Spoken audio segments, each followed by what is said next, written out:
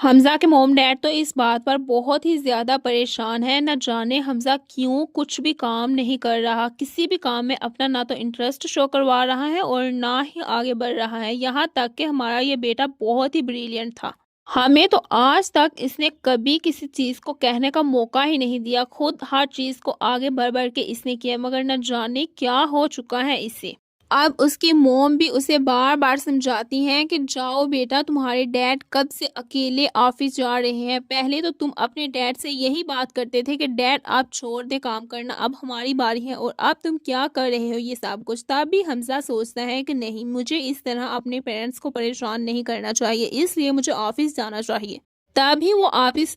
جاتا ہے، مگر اسے اس بات کا اندازہ نہیں تھا کہ آج اسے اتنی بڑی خوشخبری ملنے والی ہے۔ جیسے ہی ایک دم سے اپنے ہی کانشیس مائنڈ میں ہوتا ہے تو اس وقت نہ جانے اس کی ایک لڑکی سے ٹکر ہوتی ہے، مگر جیسے ہی وہ اس کی طرف دیکھتا ہے تو دیکھتا ہی رہ جاتا ہے۔ اسے اس بات کا اندازہ نہیں تھا کہ جس کی خاطر میں سب کچھ چھوڑ چھڑا کر بیٹھا ہوں وہی میرے سامنے آنے والی ہے، یہاں تک کہ قسمت خود ہی اسے میرے سامنے لا کر کھڑا کرنے والی ہے۔ اب حمزہ یہ سب کچھ دیکھنے کے بعد ایک دم سے چونک جاتا ہے، مگر تب ہی علیزہ اسے دیکھ کر یہی کہتی ہے کہ تم یہاں بھی، اور پھر یہ کہتے ہوئے چپ چاپ آگے بڑھ جاتی ہیں، کیونکہ حمزہ تو وہاں ہی اسے دیکھتا ہی رہ جاتا ہے، مگر علیزہ اب کسی کی طرف دیکھنے والی نہیں، کیونکہ اسے اپنی بہن کا بدلہ لینا ہے، اپنی خوشیوں اور سکون برباد کرنے والے انسان کو تباہ و برباد کرنا ہے، اس لیے وہ اپنے مقصد سے پیچھے نہیں ہٹ سکتی۔ اس طرح راستے میں آنے والی کسی بھی چیز کی وجہ سے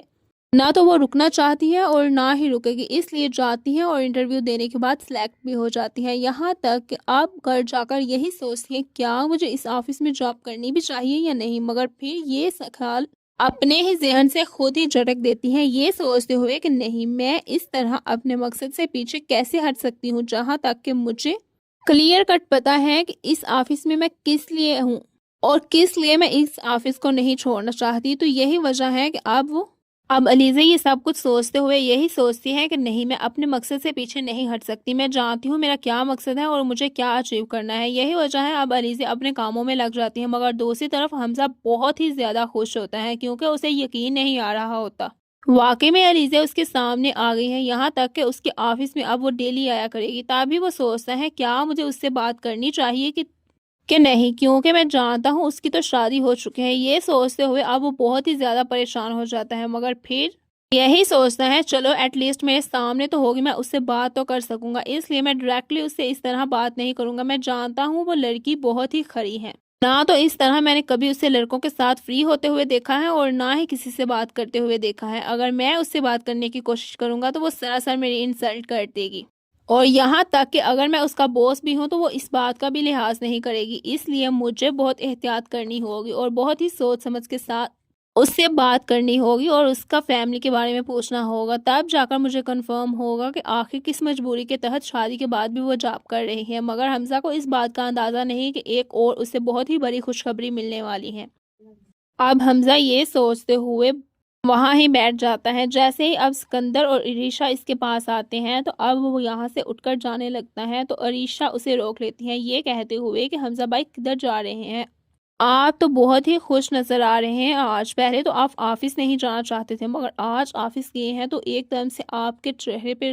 جیسے رونق ہی آ گئی ہو۔ تو تب بھی حمزہ کہتا ہے کہ اپنی روٹین میں واپس جانا چاہتا ہوں، بور ہو چکا تھا اس طرح سیریس رہتے رہتے۔ اب سکندر اور عرشیہ ایک دوسرے کی طرف دیکھ کر بہت ہی شاکڈ ہوتے ہیں، یہ سوچتے ہوئے کہ آخر کیا ایسا ہوا ہے ایک ہی دن میں کہ کایا ہی پلٹ چکی ہے۔ تبھی سکندر اب حمزہ سے پوچھتا ہے کیا جو لڑکی آپ کی زندگی سے چلی گئی تھی وہ واپس آ گئی ہیں، یہ کہتے ہوئے ایک دم سے وہ تھوڑا ڈر ہی جاتا ہے کہ وہی نہ ہو کہ بائی انسلٹ ہی کر دے۔ تبھی وہ کہتا ہے کچھ ایسا ہی سمجھ لو، یہ کہتے ہوئے وہ وہاں سے اٹھ کر چلا جاتا ہے۔ اب سکندر اس کھوج میں لگ جاتا ہے کہ آخر کون لڑکی ہے جس کے لیے بائی اس طرح آفس میں جاتے ہی بہت ہی تر و تازہ ہو چکے ہیں۔ ایک سیڈ فیس جو ان کی زندگی میں بہت ہی دیر سے چھایا ہوا تھا وہ بھی چلا گیا ہے۔ اب وہ پوچھنے کی بہت کوشش کرتا ہے مگر حمزہ بالکل بھی نہیں بتاتا، یہی کہتا ہے کہ پہلے میں اس لڑکی سے بات کروں گا اور پھر، کیونکہ اس لڑکی کی شادی ہو چکی ہے، اب کوئی بھی فائدہ نہیں، بس مجھے یہ دیکھنا ہے وہ لڑکی بہت ہی ٹینس رہتی ہے، کیا وہ اپنی زندگی میں خوش ہے کہ نہیں، اگر خوش ہوئی تو شاید میں پیچھے ہٹ جاؤں گا، مگر مجھے اس بات کی تسلی رہے گی کہ وہ خوش ہے۔ اب سکندر یہ دیکھ کر کہتا ہے بھائی آپ تو واقعی میں پاگل ہو چکے ہیں، مجھے اندازہ نہیں تھا کہ امایا کے علاوہ بھی آپ کی زندگی میں کوئی لڑکی آ سکتی ہے۔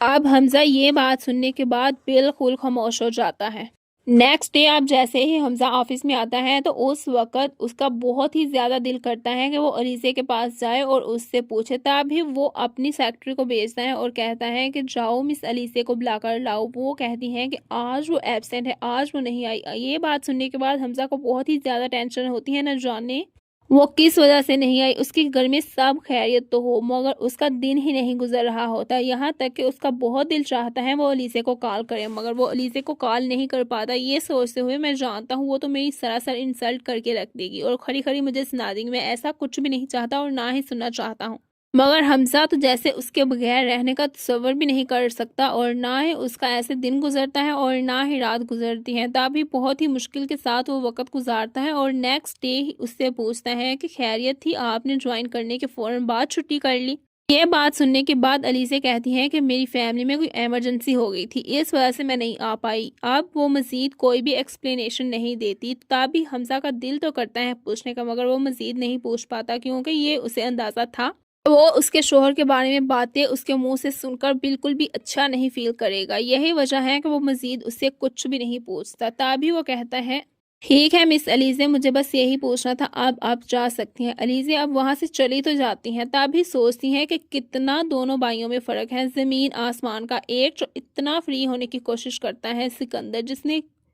صرف ایک تھپڑ کی خاطر ایک لڑکی کی زندگی تباہ و برباد کر لی، اور دوسرا یہ جس کی میں نے کئی بار انسلٹ کی ہے اور پھر بھی میرے ساتھ اتنے طریقے سے بات کرتا ہے مگر اسے اس بات کا اندازہ تو بالکل بھی نہیں تھا یہ طریقے سے بات کرنے کی اصل وجہ کچھ اور ہی ہے، وہ اس سے محبت کر بیٹھا ہے، یہی وجہ ہے کہ اس کا دیدار اب کرنا حمزہ چاہتا کو بھی تھا، اس بات کا اس کی خیال آواز نہیں کہ سننا بہت چاہتا جلد تھا، اس کی علیزے آواز اس کے سنے بغیر سامنے اسے آنے گزارا والی نہیں ہے، ہو رہا جس تھا۔ لڑکی کے تبھی خیالات اب وہ جیسے دن ہی رات علیزے سوچ گھر رہا تھا، جاتی ہیں تو اسے اس اس وقت بات بھی کا حمزہ کے ہی اندازہ بارے میں نہیں تھا سوچنا کہ شروع کر قسمت بھی دیتی ہیں اسے مگر اس پھر کے اپنے سامنے خیال لا کو کر جھٹک کھڑا کر دیتی ہیں، دے گی، یہ سوچتے ہوئے کیونکہ کہ اب میں اس علیزے طرح اس کیسے بات کا اس کے بارے ٹھان میں چکی سوچ ہے سکتی کہ ہوں جس جب کہ میں طرح بہت اس اچھے طریقے انسان سے نے میری جانتی ہوں بہن کہ کی اسی کے زندگی بھائی تباہ نے و میری بہن برباد کی کر دی زندگی ہے، اس تباہ و سے برباد بدلہ کی تھی، لینے کے ہمارے لیے گھر کا چاہے اس سکون کے تباہ گھر و برباد تک کر دیا۔ مجھے جانا جن پڑے میں انسانوں نے جاؤں گی ہمارا اور سکون اپنی بہن برباد کا کر دیا، بدلہ اس لے کر انسان رہوں کے گی۔ بارے میں میں جانتی ہوں اتنا ان لوگوں نے پازیٹیو ہماری کیسے رہ زندگیوں میں سکتی ہوں، اس ایک لیے علیزے طوفان خود کھڑا کو کر دیا ہے، سمجھاؤ اور یہاں لوگوں تک کہ ایسا کچھ پرسکون بھی نہیں زندگی ہو کو سکتا اور نہ ان ہی لوگوں تم نے ایسا ایسا کچھ بنا دیا کہ چاہتی ہو۔ اب تو اب نہ تو علیزے کے ہمیں دل کو سامنے بھی سکون ہے بہت ہی اور نہ جلد ہی ہی راز رات کو کھلنے چین والا ہے۔ ہے اب کہ اسے حمزہ اپنی اسے ماں کیوں کا اچھا اس لگتا تھا، طرح کیونکہ تڑپتا واقعی ہوا میں چہرہ حمزہ کو بھی وہ دیکھا نہیں اچھی جاتا، لگتی تھی جس اور طرح حمزہ سے بھی اسے دونوں محبت بہنوں کی کرتا تھا، اسی شادی وجہ سے سے وہ ایک بھی دن بار پہلے بار بات ختم حمزہ کی ہوئی ہے، طرف اب اس اٹریکٹ کی ہوتی ماں بھی چلی گئی، جیتے جی یہاں مر تک کہ چکی ہے سکندر اور اس سے سب سے بہت ہی بڑھ زیادہ کر وہ فری جو بھی ہوتا ہے بدنامی اور اسے اسے فیس وارن بھی کرنی کرتا پڑی ہے۔ ہے،